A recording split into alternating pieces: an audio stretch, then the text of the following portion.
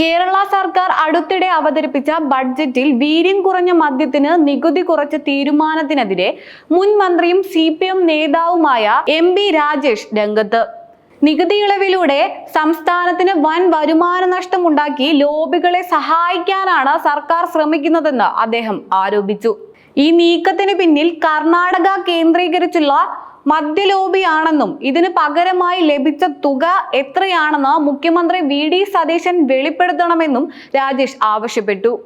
വീര്യം കുറഞ്ഞ മദ്യം എന്ന പേരിൽ സ്പിരിറ്റ് ഉപയോഗിച്ച് നിർമ്മിക്കുന്ന മദ്യത്തിന് നികുതി 250% നിന്നും 120% വെട്ടിക്കുറച്ച സർക്കാരിന്റെ നടപടിക്കെതിരെ മുൻ മന്ത്രി MP രാജേഷ് രൂക്ഷ വിമർശനമാണ് ഉന്നയിച്ചിരിക്കുന്നത്.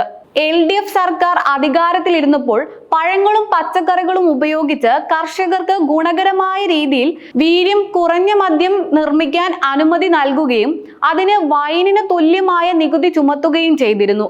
എന്നാൽ സ്പിരിറ്റ് ഉപയോഗിച്ച് നിർമ്മിക്കുന്ന മദ്യത്തിന് നികുതി കുറച്ച സർക്കാർ തീരുമാനം ഒരു പ്രത്യേക സ്വകാര്യ കമ്പനിയെ മാത്രം സഹായിക്കാൻ ഉദ്ദേശിച്ചുള്ളതാണെന്നും ഇതേ ആവശ്യവുമായി കമ്പനി നേരത്തെ LDF സർക്കാരിനെ സമീപിച്ചെങ്കിലും ദോഷവശങ്ങൾ പരിഗണിച്ച് അത് തള്ളിക്കളയുകയായിരുന്നുവെന്നും അദ്ദേഹം വ്യക്തമാക്കി. ഈ തീരുമാനം നടപ്പിലാക്കുന്നതിലൂടെ സംസ്ഥാനത്തിന് 600 കോടി രൂപയുടെ വരുമാന നഷ്ടം ഉണ്ടാകുന്നതെന്നും ഈ സാമ്പത്തിക പ്രതിസന്ധികൾക്കിടയിൽ ഇത്തരമൊരു തീരുമാനമെടുക്കാൻ സർക്കാരിനെ പ്രേരിപ്പിച്ച അവിശുദ്ധമായ കൊടുക്കൽ വാങ്ങൽ പുറത്തു വരണമെന്നും അദ്ദേഹം ആവശ്യപ്പെട്ടു. കൂടാതെ റെഡി ടു ഡ്രിങ്ക് പാനീയങ്ങളുടെ നികുതി കുറയ്ക്കുന്നതോടെ ഇത് വിപണിയിൽ സുലഭമാവുകയും ശീതളപാനീയം പോലെ കുട്ടികൾക്കും യുവജനങ്ങൾക്കും ഇതിലേക്ക് ആകർഷിക്കപ്പെടാൻ സാധ്യതയുണ്ടെന്നും അദ്ദേഹം മുന്നറിയിപ്പ് നൽകുന്നു. മദ്യത്തിനെതിരെ വലിയ പ്രചരണം നടത്തുന്നവർ തന്നെ ഇത്തരമൊരു തീരുമാനത്തിലേക്ക് എത്തിയത് വലിയ വിരോധാഭാസമാണെന്ന് കുറ്റപ്പെടുത്തിയ രാജേഷ് സംസ്ഥാനത്ത് മദ്യമൊഴുക്കാനുള്ള ഗൂഢശ്രമമാണോ ഇതിന് പിന്നിലെന്നും സംശയം പ്രകടിപ്പിച്ചു.